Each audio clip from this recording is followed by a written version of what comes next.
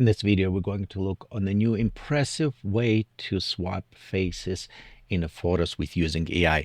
And we're utilizing the new Flux.2 Klein with a face swap. And look on this, we swapping with faces. Look on the hair, how much each change in adjust. So it's not always when it just replace face with a little bit size inside. This is done on total complete different levels, and look on the quality of this.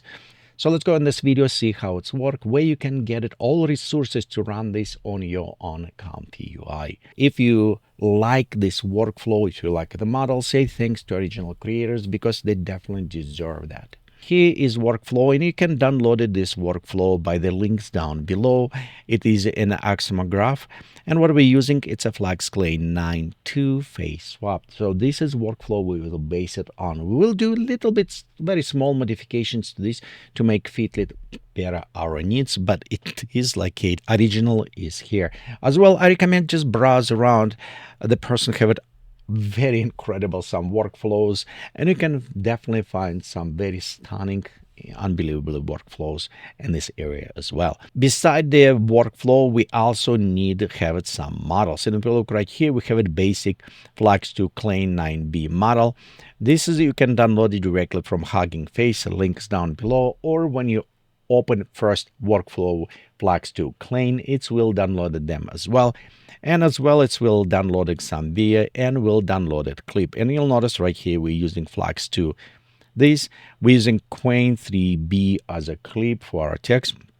And we're using the Flux Safe Tensor. So those is a very standard, and you can easily download them, everything. What does make very nice, interesting adjustments? It is this specific LoRA. And this is BFS has one Flux Clay, special trained LoRA for the faces. This one, you can download it again from link down below if you're going to there. And you can download it here. One is called BFS version 1.128, so you can download this. It's got some different ones you can try play around, but this is what using and currently workflow here. Links all down below so you can download it. So this is a prerequisites. You need ComfyUI, preferably latest versions. It's what I recommend for you to have it. You need workflow and you need models to use. Let's go very fast over how it's work, and then we'll start experimenting even more. So this is not just a single face swap. This is also can swap faces on a group of the people, and I'll show you how to do this a little bit later. And you can also, you'll notice right here, some images you can enable and swap multiple faces at the same time. To do this, you need to go ahead and re-enable this workflow, but also you will need to change a little bit prompt. And tell you true, the prompt engineer very good. It's very nice prompt, and it does job very well. We do need it right here. If you notice where the remove head from this is where you need to specify when you need to use the image 3, image 4, and image 5, and so on to replace on specific people. So you'll need it adjust a little bit your prompt, rework with this as well. So this is one adjustment. Another ones I won't show, and this is a little bit kind of strange, but it does megapixels. So instead having specific resolutions like 1024, what we used to 2, it's meaning 2048 pixels. If you need increase, it can go up to 4000 pixels. So you can put it 4, 3, 2, 1. Keep in mind, the more pixels, the more memory it is. And right now, even with the settings, it's already pushing quite a bit on my video card RTX 3090 with a 24 gigabyte VRAM. And it's no secret, because if we look on original models, you can see this is 18 gigabyte model. So it's meaning you can try on 16, but it will be questionable. So try it. Let me know what if you done. Put it descriptions, put it in comments down below what you run. If you even try it on 88 gig and it's running, so I just wonder if it will work or not. So this is what happened here. We set the size of the image.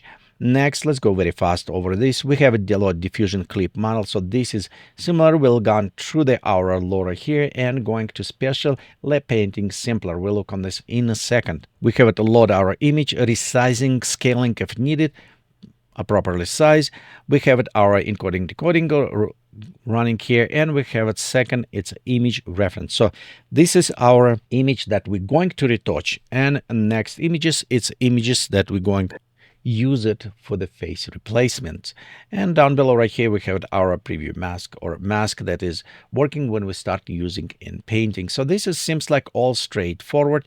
And let's go just look a couple things here. One, this is switch. It's a tricky switch. Right now, when you actually don't use it, any painting on or masking, check it on. When you use the masking, you want check off. So this is kind of a little bit different.